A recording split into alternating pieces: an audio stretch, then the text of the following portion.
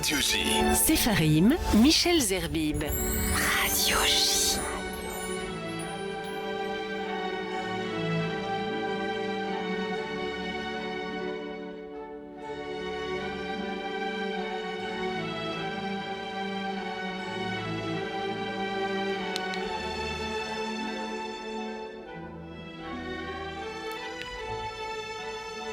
Sepharim, c'est votre rendez-vous avec les livres, la littérature, les auteurs. On parle des livres et parfois du livre avec un grand L. Et puis nous allons faire donc cette dernière émission avant la fin de l'année juive.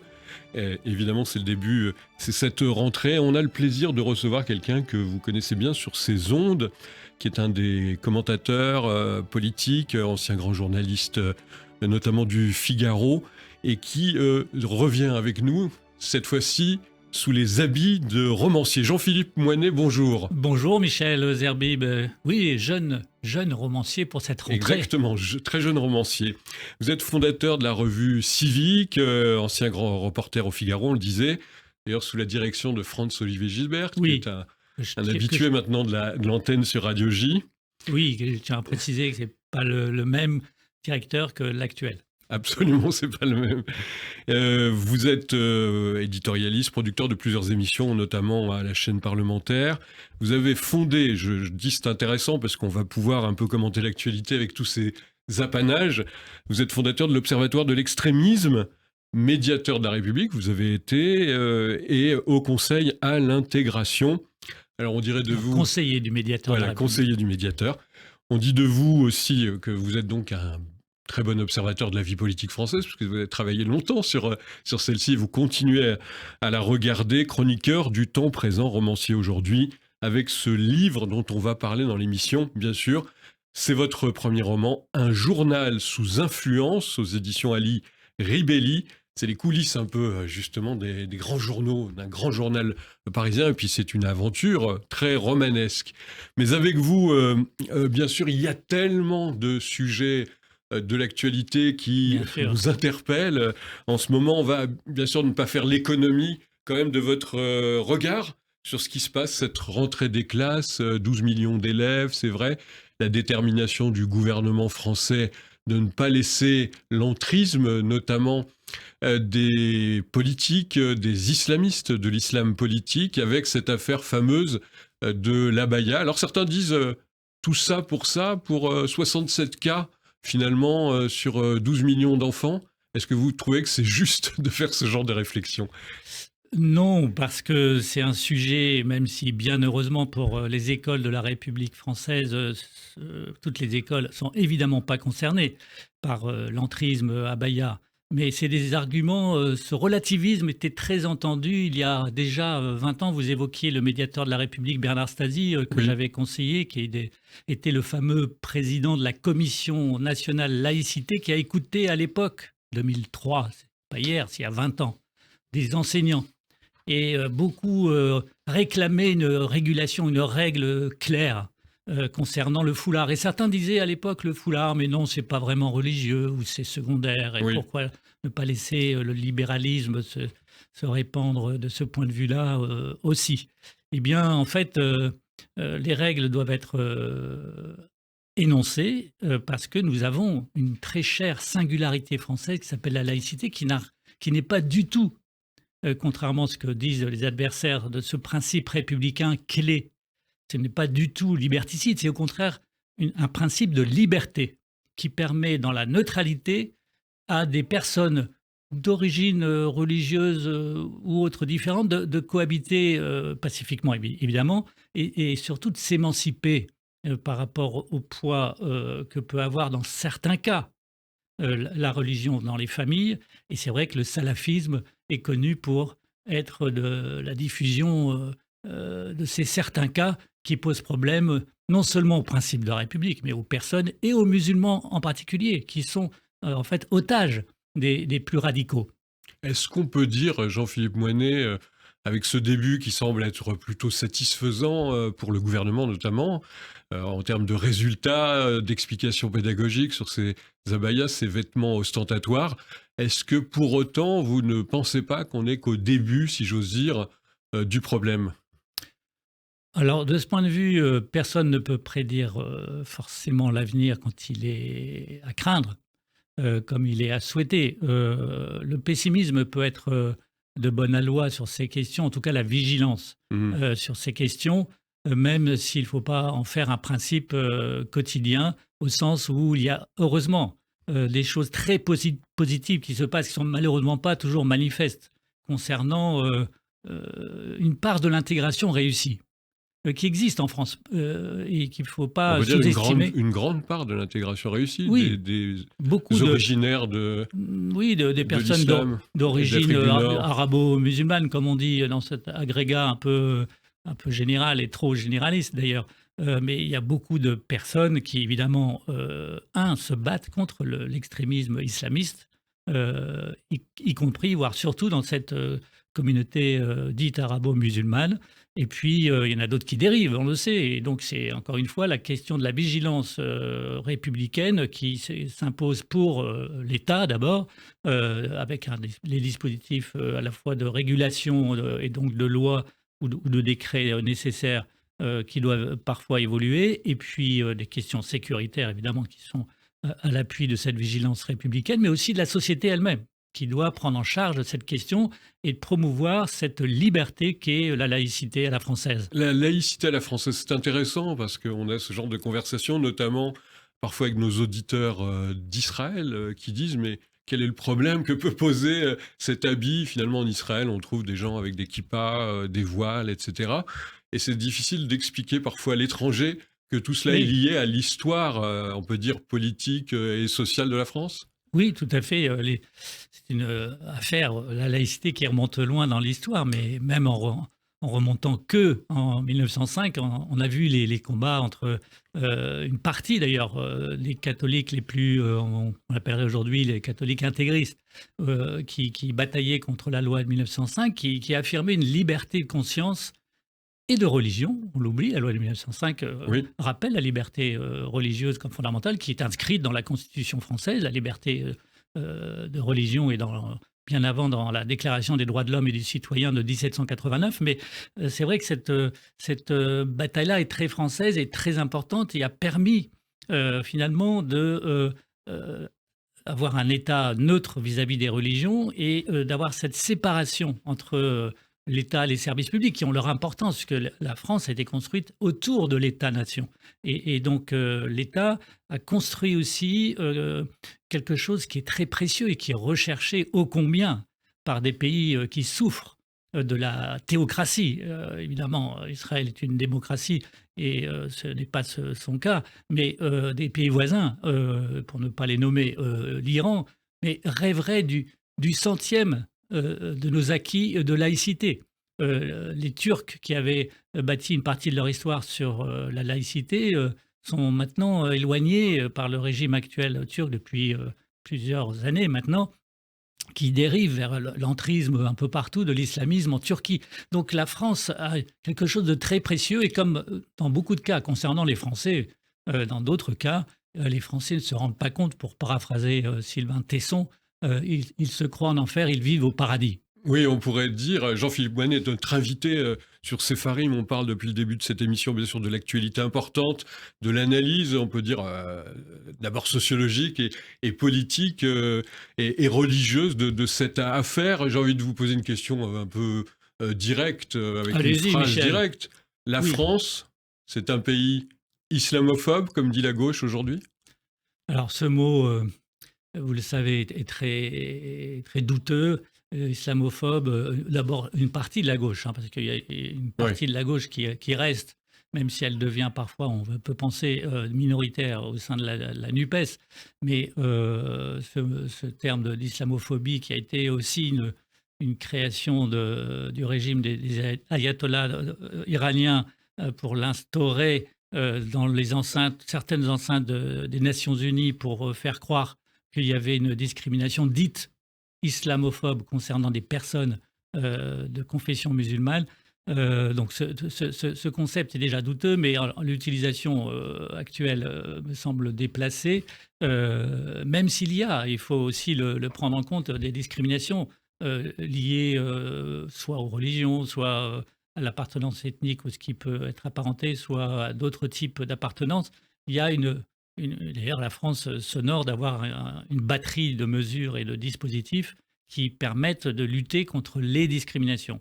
Mais l'instrumentalisation du terme d'islamophobie, dès qu'il y a une mesure qui protège la liberté de la laïcité française, est une manœuvre dont on voit bien qu'elle prend de l'ampleur à la gauche de la gauche. Et les filles, malheureusement, basculent dans ce travers-là. Et je pense que d'autres à gauche et ailleurs, bien évidemment dans l'arc républicain, sont beaucoup plus clairvoyants et vigilants dans ce domaine. Et dans Sépharim aujourd'hui, avec Jean-Philippe Moinet, politologue, écrivain, romancier, on va y venir bien sûr dans quelques minutes dans cette émission. Un sujet peut-être qui va vous interpeller, qui fait l'actualité, et notamment qui intéresse énormément nos auditeurs sur Radio J, c'est ce qui s'est passé ce jeudi de cette semaine. La maire de Paris, Anne Hidalgo, a retiré, on peut dire enfin, la médaille Grand Vermeil de Paris, justement, à Mahmoud Abbas, le président de l'autorité palestinienne, pour des propos anti-juifs. Alors ce n'était pas la première fois d'ailleurs que le président de l'autorité faisait des déclarations purement antisémites et négationnistes, mais il semble, jusqu'à présent, on détournait le regard, que cette fois-ci ça ne passe plus. Il y a une condamnation de l'Union européenne, il ne pourra plus se prévaloir de cette médaille Grand Vermeil de Paris. Ainsi on a décidé Anne Hidalgo. Ça veut dire, là, j'interpelle un peu aussi votre regard sur la politique internationale, puisque vous avez travaillé aussi à l'étranger, et notamment en Israël. Votre réaction sur ce sujet, c'est quand même si ça reste symbolique, c'est quand même un geste politique important et premier. Déclaration hallucinante de Mahmoud Abbas. Oui, c'est vrai que les symboles ont leur importance, même si évidemment d'autres actes sont attendus quant notamment au soutien de cette autorité qui est dirigée par ce vieux monsieur qui dérive depuis plusieurs années. Hein. Vous avez raison de dire que ce n'est pas une première, ça peut ne pas être une dernière. Donc c'est pour ça que l'importance de la position de l'Union européenne est réelle, parce qu'on entend des choses mais qui viennent des plus vieux poncifs du moyenâgeux antisémite. Oui. Quand il s'agit de parler des Juifs, d'abord d'une manière générale, donc ces amalgames de la généralité, qui est malheureusement une fréquence des temps contemporains, une fréquence qui revient, qui était un des dangers de notre période. Et puis cette assimilation au plus... Je ne vais même pas les citer parce que ça ferait de la publicité, mais ce dirigeant de l'autorité palestinienne qui évoque... les usuriers qui représenteraient... C'était pas de l'antisémitisme, mais c'était une critique du rôle que tenaient les Juifs tout à fait, dans la société. Dans la société, et qui relativise ce crime industriel inégalé dans l'histoire de l'humanité, la Shoah, relativisant ça. Non mais dans quelle période sommes-nous? Est-ce qu'on est au Moyen-Âge ou est-ce qu'on est en 2023? Donc, à un moment donné, les dirigeants des pays démocratiques, et l'Europe en particulier, et la France, s'honorent de couper les ponts avec ce monsieur qui pourrait avoir une carte vermeille pour se faire soigner. En fait. C'est une belle expression. Il pourrait avoir une carte vermeille pour se faire soigner de cet antisémitisme rabique. Oui, je dis ça parce que c'est une maladie. Le racisme et l'antisémitisme, en fait. C'est une maladie? Oui. C'est ce que d'ailleurs, ça me revient, Elie Wiesel, que j'ai eu l'honneur de connaître il y a 20 ou 25 ans, au moment de l'Observatoire de l'extrémisme en particulier, disait ça, c'est une maladie morale. C'est pas une maladie mentale, c'est une maladie morale. Et il y a des gens qui sont malades moralement, et il faut savoir les prendre, c'est pas facile, mais les démocraties doivent se défendre. Et donc, il ne faut pas être naïf non plus à ce sujet. Vous écoutez Sépharim sur Radio J, votre émission littéraire. On parle beaucoup bien sûr de politique au sens large du terme, avec Jean-Philippe Moinet qui est notre invité. Alors on a coutume dans cette émission non seulement d'entendre de la musique choisie par l'invité, mais aussi tout à l'heure on annonce Serge Surpin avec un petit texte qu'a choisi Jean-Philippe Moinet. Et on va jouer avec nos auditeurs pour savoir mais qui est l'auteur de ce petit texte.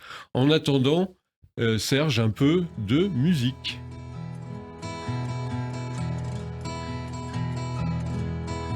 Smile, without a reason why.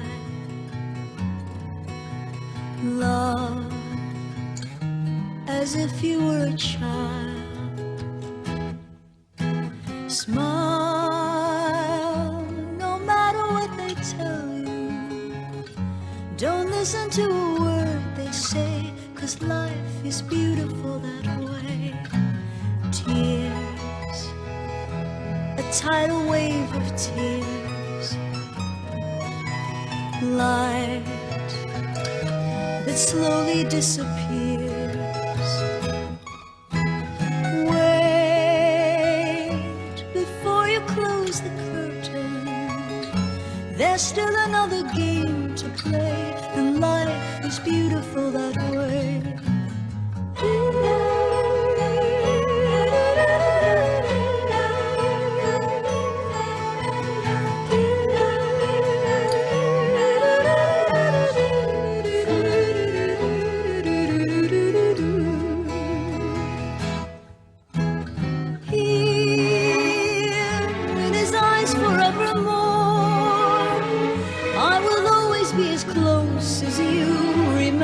From before.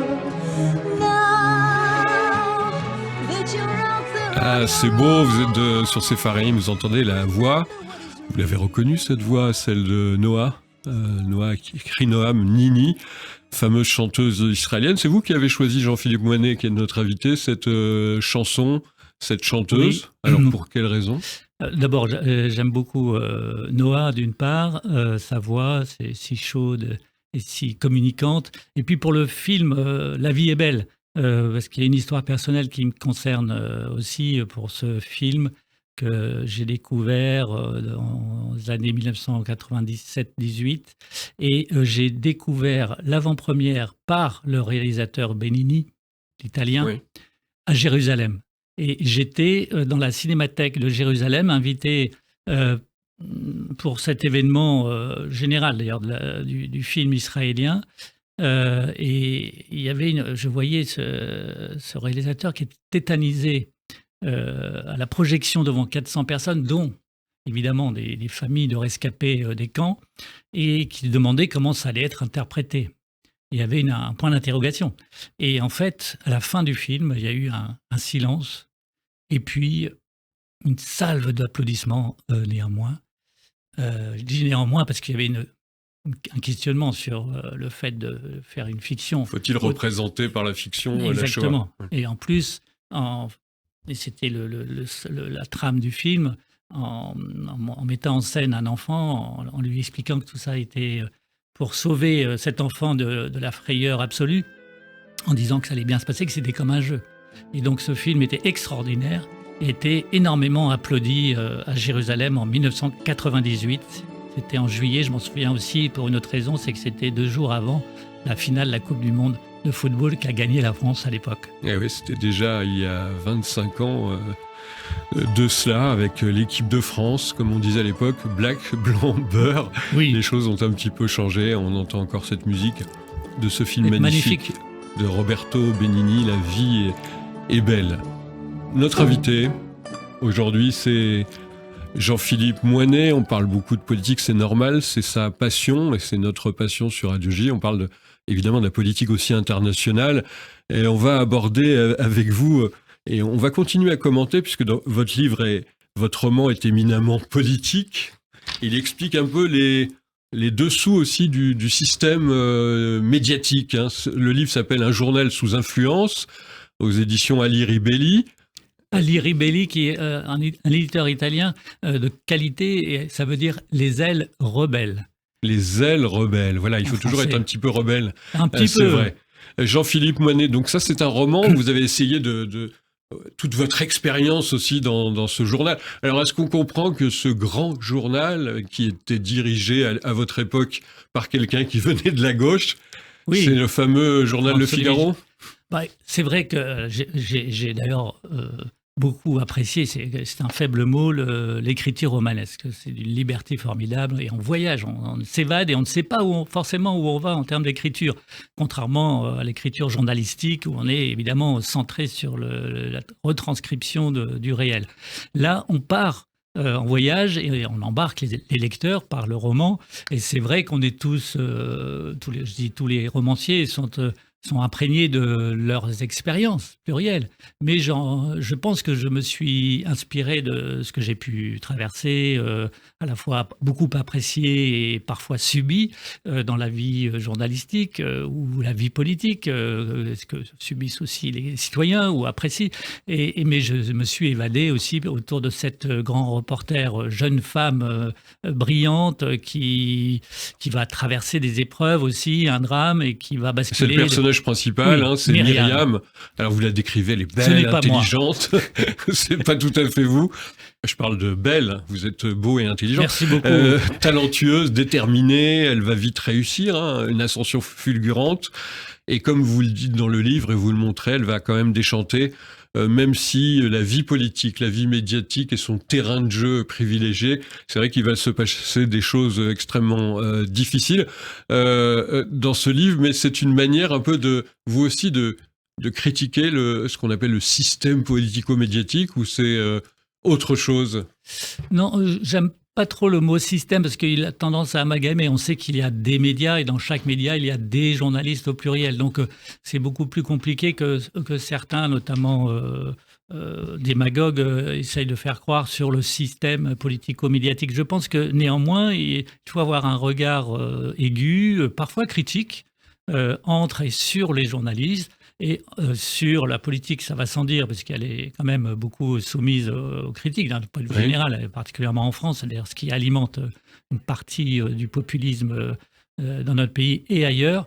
Et donc, loin de la veine nationale populiste, et même pour faire contradiction à celle-ci, je pense qu'il faut avoir un regard de clairvoyance sur les grandeurs de la vie journalistique, sur ses passions, les passions humaines qui sont présentes dans les rédactions. Et je décris les passions humaines d'une rédaction, mais qui pourraient être un peu universelles. C'est pas forcément un quotidien national. Alors vous citez pas le Figaro, mais c'est le Figaro. Alors, j'ai été encore une fois inspiré par mon expérience, comme tout auteur, mais je pense ce livre doit et peut être compris aussi comme une plongée dans les passions de la vie politique et journalistique, avec ses grandeurs, mais aussi ses travers. Et je pense qu'il ne faut pas s'exonérer de traiter les travers, y compris journalistiques, dans ce qu'il peut y avoir de dérives. Et elles existent dans le monde médiatique aujourd'hui. Et malheureusement, j'allais dire, je le regrette, mais ma fiction, cet été, a été rattrapée beaucoup trop par l'actualité. Laquelle ? Celle, par exemple, concernant, on parlait de l'extrême droite tout à l'heure, qui a des emprises désormais sur certains médias à un point qui n'est plus caché. C'est des bascules historiques. Les personnes... du journal du dimanche. Oui, le journal du dimanche. Le public ne s'en rend pas forcément compte, pensant que c'est peut-être un rééquilibrage finalement. En gros, certains pensent les médias sont plutôt à gauche, donc il faut de l'équilibrage à droite. Mais ce n'est pas la droite, c'est l'extrême droite, d'une part, qui c'est très différent de la droite républicaine. Et pour le JDD, 75 ans, rituel du dimanche, où chacun, qui étant de droite, de gauche d'ailleurs, ou de nulle part, appréciait la lecture d'un journal sans primat idéologique. Dans votre roman vrai, on croise, par exemple, pour rester dans le sujet, on croise un personnage, il s'appelle Monsieur Z. Alors là, c'est facile pour les auditeurs de deviner. Oui, il y en a un qui peut se reconnaître. Et vous ne l'aimez pas beaucoup, celui-là, depuis toujours? Alors, depuis toujours, ça s'est aggravé, son cas s'est aggravé, en fait, avec le temps, parce qu'au départ, c'était un zébulon, et je le raconte un petit peu. Alors ça, c'est un personnage, on peut reconnaître, d'autres, c'est vraiment de la fiction. Mais voilà, ça c'est Éric Zemmour, vous avez compris, chers auditeurs. Oui, que j'avais croisé et plutôt apprécié d'ailleurs il y a 20-25 ans, humainement parlant, dans sa drôlerie. Mais bon, c'est vrai qu'il a basculé dans ce que j'appelle le marketing de la xénophobie par la télévision, et notamment l'épisode de ses passages chez Ruquier, où il a senti, et ça arrive dans l'histoire, que la xénophobie a un écho dans le public. Et certains qui ont des faiblesses, parfois, et je pense que lui a des faiblesses, y compris des complexes, que j'évoque dans ce roman, concernant ses échecs dans divers domaines passés, le compense par une valorisation d'eux-mêmes à l'excès qui finit par exploiter ce qui peut être des filons des filons au sens propre de marketing, et notamment autour de la xénophobie pour en faire son marché et son développement. Et ça peut être, et c'est inquiétant pour la société quand ça en vient à ce niveau-là de caisse de résonance. C'est un roman, Jean-Philippe Moinet, très passionnant, qui s'appelle Un journal sous influence, aux éditions Ali Ribelli.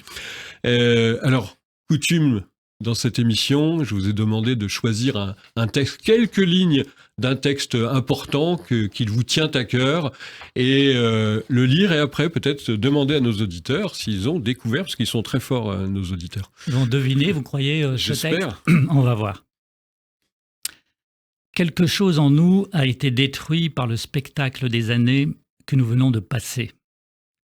Et ce quelque chose est cette éternelle confiance de l'homme, qui lui a toujours fait croire qu'on pouvait tirer d'un autre homme des réactions humaines en lui, parlant le langage de l'humanité. Nous avons vu mentir, avilir, tuer, déporter, torturer, et à chaque fois il n'était pas possible de persuader ceux qui le faisaient de ne pas le faire, parce qu'ils étaient sûrs d'eux, et parce qu'on ne persuade pas une abstraction, c'est-à-dire le représentant d'une idéologie. Le long dialogue des hommes vient de s'arrêter. Et bien entendu, un homme qu'on ne peut persuader est un homme qui fait peur. Ah, quel texte magnifique. Alors, nos auditeurs ont le temps de quelques secondes de réfléchir. Serge Surpin qui me regarde de l'œil observateur pour le temps de notre émission. Alors, vous avez choisi ce texte parce que c'est l'immense, on a deviné. On peut le dire maintenant, Allons-y. Sachant qu'avant de le citer, juste un mot sur ce bout de phrase, quand il parle de l'abstraction. On ne persuade pas une abstraction, c'est-à-dire le représentant d'une idéologie. Quand les abstractions deviennent telles qu'elles se décalent du réel, c'est très contemporain, ça résonne encore, alors que c'était en 1948, signé Albert Camus dans Le siècle de la peur. Et le siècle de la peur qu'il écrivait donc après la tragédie de la Deuxième Guerre mondiale. La peur reste aussi un moteur pour certaines forces aujourd'hui, non seulement en France, mais ailleurs aussi, malheureusement. Voilà, pour le grand écrivain oranais, d'ailleurs. Vous avez ce point commun avec lui, puisque vous êtes né aussi à Oran, dans l'Algérie à l'époque française. C'est vrai qu'on a quelques points communs. Il était, alors je ne suis pas sûr que ce soit... Il a habité à Oran, mais il était peut-être né à Alger. Mais en tout cas, il avait l'Algérie dans son cœur aussi. Aussi, comme vous, Jean-Philippe Moinet, Un journal sous influence, c'est un roman tout à fait passionnant aux éditions Ali Ribelli. Merci infiniment d'avoir été notre invité dans l'émission Sepharim. On aurait voulu que ça continue, bien merci, sûr, de parler Michel, de la littérature. Quel plaisir de rentrer avec vous après la période estivale. On est content de se plonger. Quand je dis on est content, c'est âpre parfois de se plonger dans la rentrée. Mais grâce à vous et grâce à Radio J, que je remercie, c'est une joie qui va durer tout le mois de septembre pour moi. Merci, à bientôt sur Sepharim.